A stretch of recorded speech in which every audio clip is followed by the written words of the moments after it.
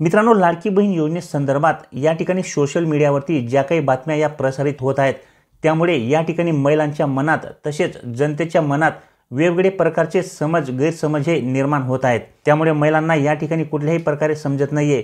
अनेक प्रकारचे संभ्रम या ठिकाणी महिलांच्या मनामध्ये निर्माण झालेले असताना दिसत आहेत।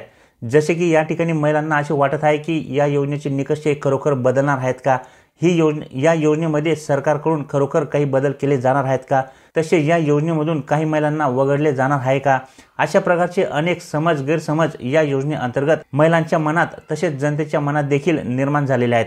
तर हा जो काही गैरसमज महिलांच्या मनामध्ये लाडकी बहीण योजनेसंदर्भात निर्माण झालेला आहे तो गैरसमज दूर करण्यासाठी या ठिकाणी महिला व बाल विकास विभागाकडून एक परिपत्रक जारी करण्यात आलेले आहे। या परिपत्रकाद्वारे महिलांच्या मनात जो काही लाडकी बहीण योजनेअंतर्गत गैरसमज निर्माण झालेला आहे तो पूर्णपणे दूर होणार आहे। तर या ठिकाणी आपण त्याविषयी जाणून घेणार आहोत। तर व्हिडिओ नक्की पूर्ण पहा। कोणत्या प्रकारचे या ठिकाणी महिला व बाल विकास विभागाकडून परिपत्रक महिलांसाठी लाडकी बहीण योजनेसंदर्भात जारी करण्यात आलेले आहे त्याविषयी आपण या ठिकाणी सविस्तरपणे माहिती जाणून घेणार आहोत।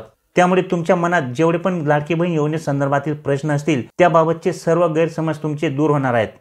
तर या ठिकाणी तुम्ही पाहू शकता मित्रांनो, आदितीताई तटकरे यांच्या मार्फत देखील या ठिकाणी ट्विट करून सांगण्यात आलेले आहे की मुख्यमंत्री माझी लाडकी बहीण योजनेसंदर्भात योजनेबद्दल रील्स व व्हिडिओच्या माध्यमातून दिशाभूल करणारी माहिती समाज माध्यमांवर प्रसारित करण्यात येत आहे।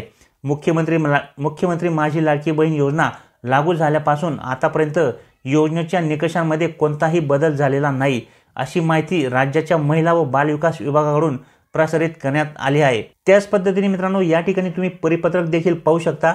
या ठिकाणी दिनांक पाहू शकता 10/12/2024 बाल विकास प्रकल्प अधिकारी एकात्मिक बाल विकास सेवा योजना प्रकल्प सर्व जिल्हा पुणे यांच्या मार्फत हे परिपत्रक जारी करण्यात आलेले आहे। विषय तुम्ही या ठिकाणी पाहू शकता। मुख्यमंत्री माझी लाडकी बहीण योजनेबाबतचा हा विषय आहे। तर तो काय विषय आहे, तर उपरोक्त विषयान्वये आपणास कळविण्यात येते की या कार्यालयाचे असे निदर्शनास आलेले आहे की मुख्यमंत्री माझी लाडकी बहीण योजनेबाबत समाज माध्यमांकडून रील्स व्हिडिओद्वारे वेगवेगळी माहिती प्रसारित करण्यात येत आहे। यामुळे लाभार्थी महिला तसेच जनतेच्या मनात गैरसमज निर्माण होत असून याबाबत वेगवेगळ्या स्तरावरून या कार्यालयाकडे विचारणा होत आहे। या अनुषंगाने आपणास कळविण्यात येते की मुख्यमंत्री माझी लाडकी बहीण योजनेच्या अटी व शर्तीमध्ये तसेच योजनेचे सध्या स्थितीमधील कार्यपद्धतीमध्ये कोणताही बदल झालेला नाही। योजनेमध्ये कोणताही बदल असल्यास प्रशासनाकडून आपणास कळविण्यात येईल। सदर योजनेसंदर्भात चुकीच्या बातम्यांमुळे लाभार्थी व जनतेच्या मनात कोणताही गैरसमज निर्माण होऊ नये याकरिता आपण आपल्या स्तरावरून तसेच अंगणवाडी सेविकांमार्फत या योजनेची सध्या स्थिती लाभार्थी व जनतेच्या निदर्शनास आणून द्यावी। तर मित्रांनो या ठिकाणी महिला व बाल विकास विभागाकडून स्पष्ट सांगण्यात आलेले आहे की मुख्यमंत्री माझी लाडकी बहीण योजनेच्या अटी व शर्तीमध्ये तसेच योजनेच्या सद्य स्थितीमध्ये कार्यपद्धतीमध्ये कोणत्याही प्रकारचा या ठिकाणी बदल झालेला नाहीये।